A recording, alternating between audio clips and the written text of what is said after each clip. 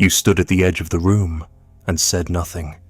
She laughed louder, moved closer, tilted her head like a question she didn't want answered. But you didn't move and something cracked.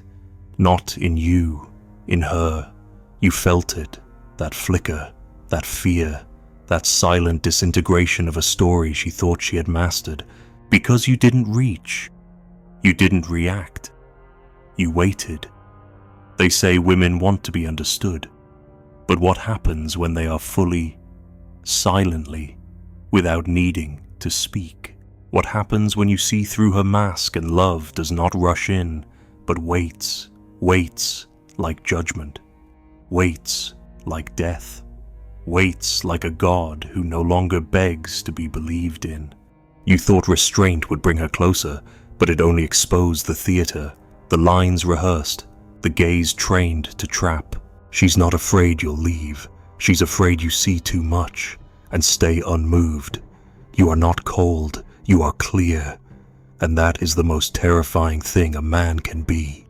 You sit across from her, and the silence between you thickens like mist. She toys with her words, but none of them land. You nod, you blink, but you don't offer the warmth she's trained to elicit. You do not reach, you do not perform. And it is this stillness, your refusal to be provoked, that begins to strip her bare. Not of clothing, of illusion, of power. You are no longer part of the script she knows how to play. And without that, she is not sure who she is, because she has been raised in a world of mirrors, not truth. A world where her gaze is a fishing hook and a man's hunger is the string. Every gesture she learned was designed to create motion in the other. But you wait. You are the man who does not move when summoned. You are the man who does not bark when whistled for. You are the man who does not need her to feel like a man. And that is the one thing she was never taught how to survive.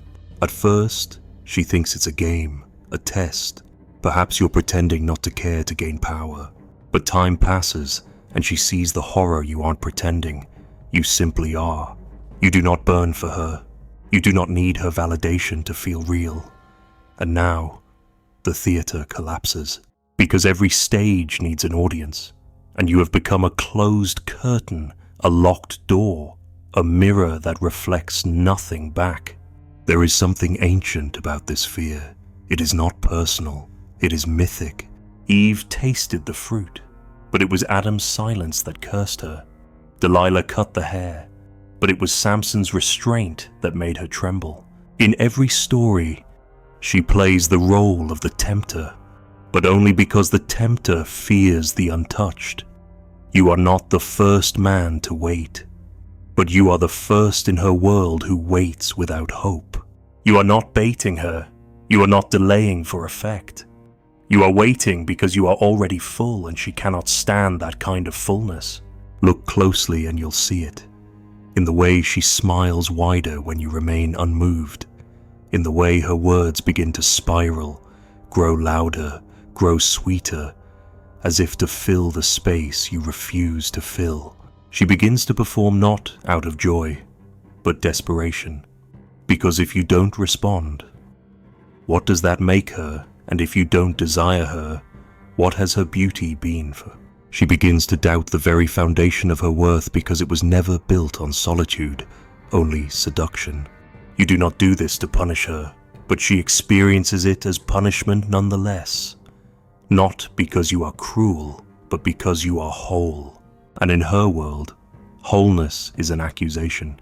You stand there, quiet, rooted, unbothered, and it makes her question whether she ever existed apart from her effect on men.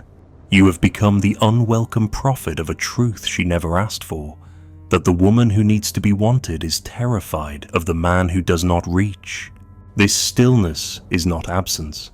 It is judgment, the kind of judgment that cannot be spoken or explained, the kind that seeps under her skin and reorders everything.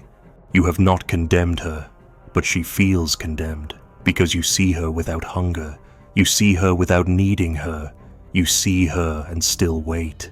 What kind of man sees and does not claim? What kind of man watches and does not touch? What kind of man understands and walks away? A man who no longer fears being alone. A man who has faced the void and did not flinch. A man who has died the small death of longing and emerged unchained. You are not unreachable. You are simply not afraid to be untouched. And that is what draws her in and makes her flee. She cannot name this paradox. She will call you cold, distant, confusing, but beneath her accusations lies awe, and beneath her awe, terror. Because if you are not compelled by her beauty, then beauty is no longer power. And if beauty is not power, then what remains? You are not playing a role. That is what undoes her. Because roles can be seduced, manipulated, baited into motion. But essence remains. Essence does not perform. And your essence has become stillness, not a tactic, a way of being. You listen not to react, but to see. And once you see, you do not chase. You watch the storm spin around you and do not enter it. You are not cold water. You are depth. You are not a wall. You are the abyss.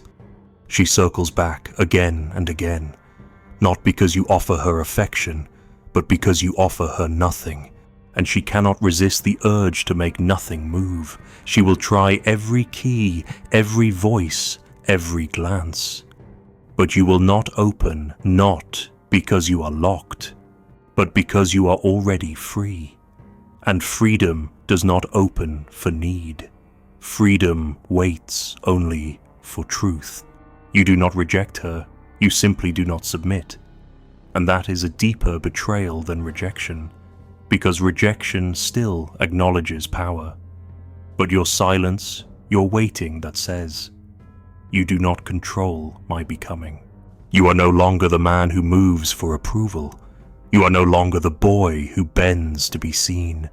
You are the man who stands when the world begs him to kneel. And that stillness is the echo of eternity. When you wait, she feels the clock tick louder, the mask slip faster, the seduction fail sooner, because time is no longer on her side. Time used to be her ally, a slow unfolding, a series of tests. But now time is a mirror, and every second you do not chase is another second where she must face herself. And when a woman has lived her whole life being pursued, the man who pauses becomes a god, and the god who waits becomes her fear. You are not cruel, but you are dangerous, because you expose the script. You reveal the machinery. You become the silence that shatters illusion. You do not manipulate. You do not explain.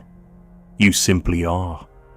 And the more you are, the less she knows what to do, because she was taught to win. But how do you win against someone who is not playing? She will call this control, but it is not. It is surrender to what you truly are. And that, more than anything, is what she cannot command. You do not bow to desire. You do not move for validation. You wait not as a test, but as a truth. Because the man who waits is the man who sees, and the man who sees is the man she fears most. Because once you see, truly see, you cannot be possessed. You are no longer a man. You are a mirror, and she can only look away for so long. She begins to unravel in front of you, not all at once, but in quiet, faltering gestures. A longer pause before her replies. An uncertain laugh where confidence used to live. Her gaze no longer commands, it scans, it searches, it pleads. Because something in you does not tremble. Something in you refuses to reflect her performance back at her. And that stillness, that absence of reaction, becomes unbearable. Not because it's cruel, but because it is unyielding. You are not passive, you are present. There is a difference, and she feels it. Passivity can be manipulated. presence cannot. You are not detached. You are awake. You see through the layers of charm, vulnerability, anger, softness, the entire carousel of personas she spins in an effort to be chosen. And yet you do not choose, you wait. And in that waiting, you become a mirror not of desire but of essence.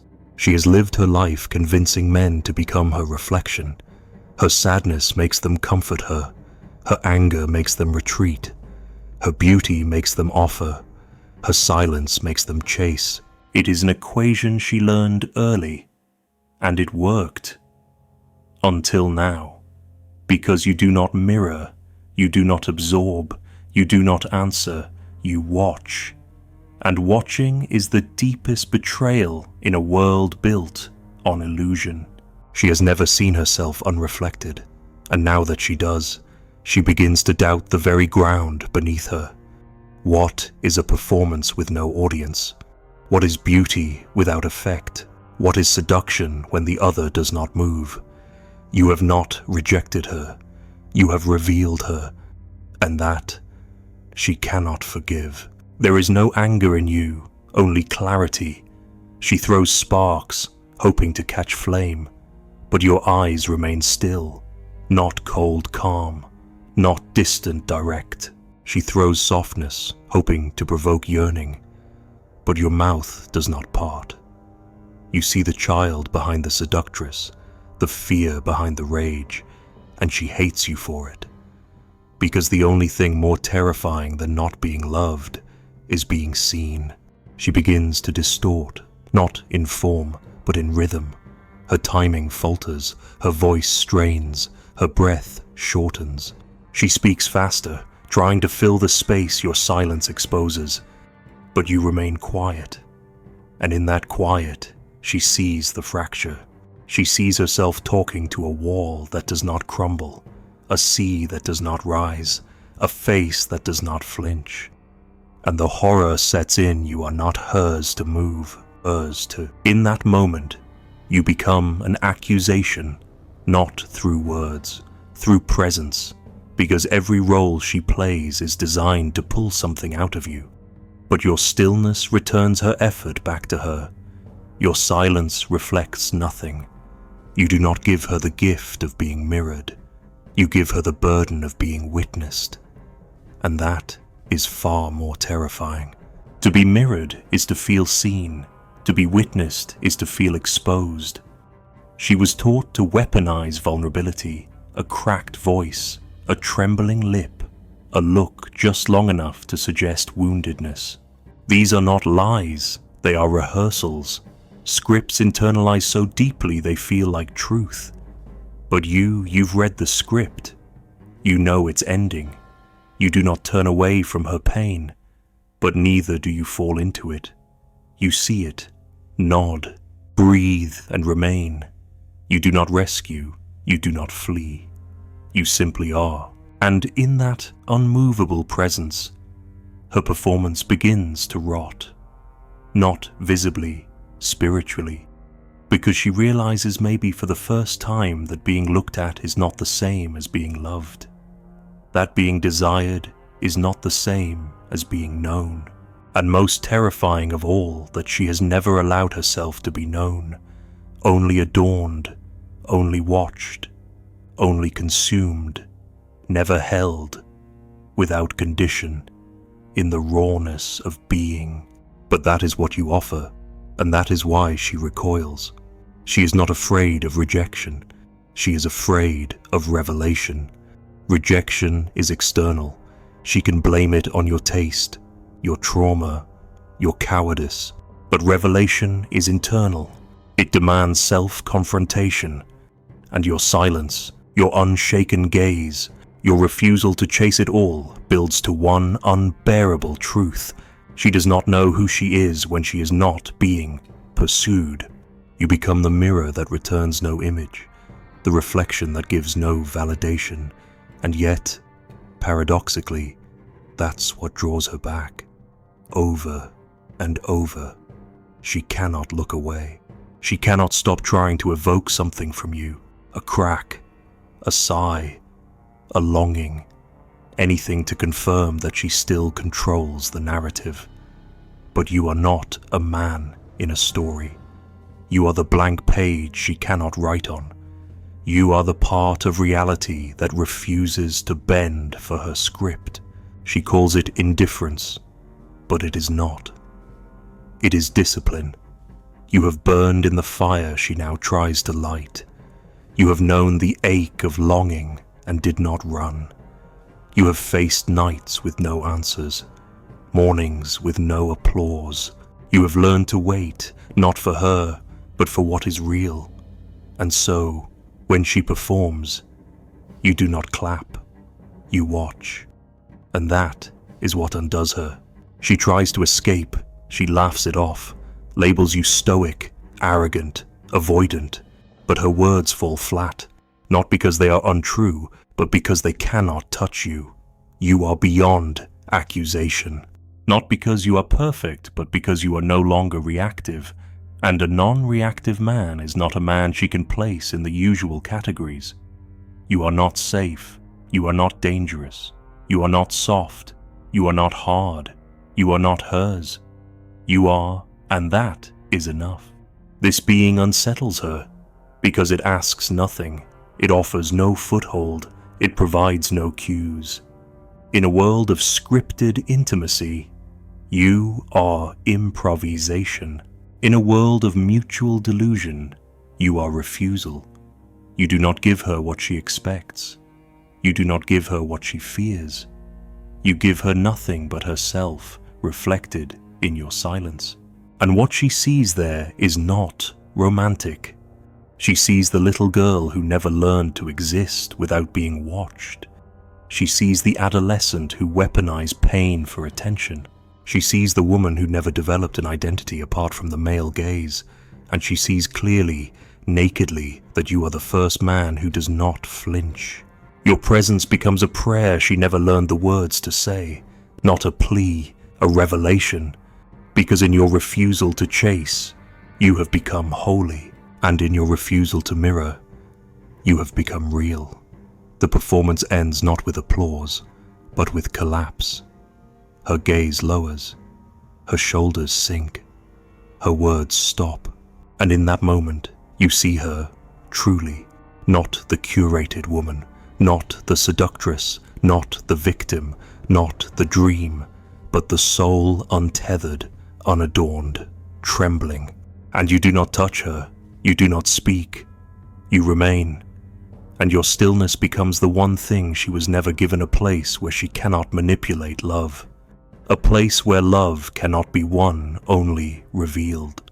She will either flee or begin to fall, not for you, but into herself, because you did not chase. She may finally ask, "Who am I?" when no one follows because you did not react. She may finally wonder what is love, without proof, and because you did not flinch, she may finally feel, "I was never loved, only desired." And this is where she breaks, or begins. She stands before you now, stripped of her rituals. The mask is slipping not in drama, but in quiet defeat. You have not moved toward her, not once, and yet she feels closer to breaking than ever before. Not because of your cruelty, because of your stillness. And stillness, to someone trained in the chaos of seduction, is violence. You did not touch her, but you touched something ancient inside her, a wound that predates you, a wound that has no name, only a pattern when he does not need me. I disappear. This is the edge she was never taught to walk, not rejection, not abandonment, but indifference to the game itself. You do not reject her bait because you're resisting temptation. You reject the premise entirely. You are not in opposition. You are outside the circle. You wait, not to be won, but to be met, not to be moved, but to see what moves without coercion. And that waiting creates a distance more intimate than touch a chasm where everything false falls to its death. The abyss you offer her is not punishment. It is invitation, but only if she dares to leap, only if she dares to live without leverage. She cannot seduce her way across. She cannot guilt, cry, demand, retreat, or shine her way forward. The bridge does not exist, only falling does, and falling in silence. Without applause is something she was never prepared for. You are not playing hard to get. You are not testing her love. You are exposing her addiction to reaction. And without reaction, her soul begins to tremble. Because if she cannot move you, she cannot place herself in the old story. And if she cannot be the object of your pursuit, then she must ask the question no woman ever wants to confront when she has built herself upon being wanted. Who am I when I am not chaste? You are not the abyss, you are the ledge. You stand at the edge of the known, unmoved, unhurried, unseduced, and because you wait without reaching, she must face the echo that has followed her through every room. Does he see me, or does he only see what I make him feel? When you offer no feeling, when you give her no reflected glow, her identity begins to dissolve, and in its place grows a new terror, the kind that whispers, I am not known. I was never known, only mirrored. She may lash out, accuse you of coldness, avoidance, manipulation, but even as she speaks, she knows it is not your cruelty she fears, it is your clarity. Because clarity does not bend. Clarity does not desire to be understood. Clarity simply stands and lets the illusions shatter on their own. You are not here to heal her. That would be another form of performance. You are here to reveal her, and revelation is merciless. In the absence of pursuit, something ancient begins to surface. A hunger not for love, but for reassurance. A hunger not for intimacy, but for disappearance, the kind where she melts into the safety of being seen only through your desire. But you offer no desire, only presence, and presence without possession is unbearable to someone who was raised to be valuable only when wanted. You see her trying to rebuild the mask, to summon the version of herself that once worked on lesser men. A touch of playfulness, a sudden vulnerability, a daring confession, but each move lands like a stone in a dry well. Your stillness does not reward, does not punish, it simply remains. And she begins to panic not outwardly, but in the soul, because without the choreography of male reaction, she is no longer sure where the floor is. That's when she starts to speak of freedom. She says she wants honesty, strength, self-possessed men, and yet, when faced with one, she recoils, because she does not want truth. She wants power that she can soften. She wants strength that bends when she smiles. She wants God, but one she can seduce. You do not bend, and so you are not a man to her you are reckoning, and still, you do not speak. You do not reach to save her from her own collapse, because to do so would be to re-enter the game. To soothe her would be to betray her. You remain like stone in the river, letting the waters of her illusion break around you, and the longer you remain, the more the rituals dissolve, until, perhaps, a moment brief, flickering, unguarded, she does not perform. She simply exists, and in that existence, fragile and unadorned, something sacred appears her. Not the mask, not the dancer, not the dream, the self. It is rare, it may vanish, but you have seen it, and that is enough.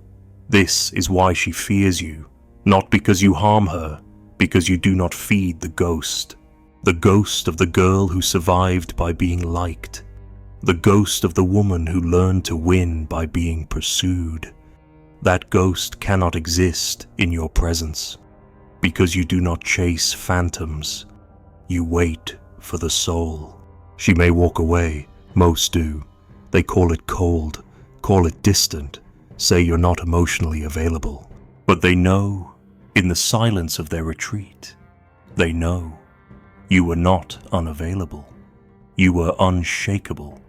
And that is a power they were not ready to meet, not because it hurt them, but because it asked them to be real. She may return, a different woman, a quieter one, not softer in tactic but truer in being. No makeup in the voice, no angles in the eyes, just a rawness that says, I no longer wish to be loved for what I evoke. I want to be seen for what I am. And you will not rush to meet her. You will remain, not out of pride, out of fidelity to truth. You do not reward change, you witness it. You do not make her into anything. You offer her the abyss and see if she can walk. Because the man who waits is not passive, he is prophetic. He waits not for her to become his, but for her to become herself. And now she knows. You are not waiting for her to come to you. You are waiting to see who she becomes when you don't. She stands before the mirror now, and there is no music, no eyes watching, no breath to imitate. Only her reflection steady, undecorated, unfamiliar. The silence stretches behind her like a cathedral with no ceiling. She touches her own wrist, unsure whether it belongs to the self or the story.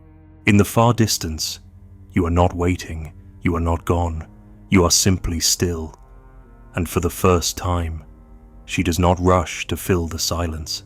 She listens, and something ancient exhales.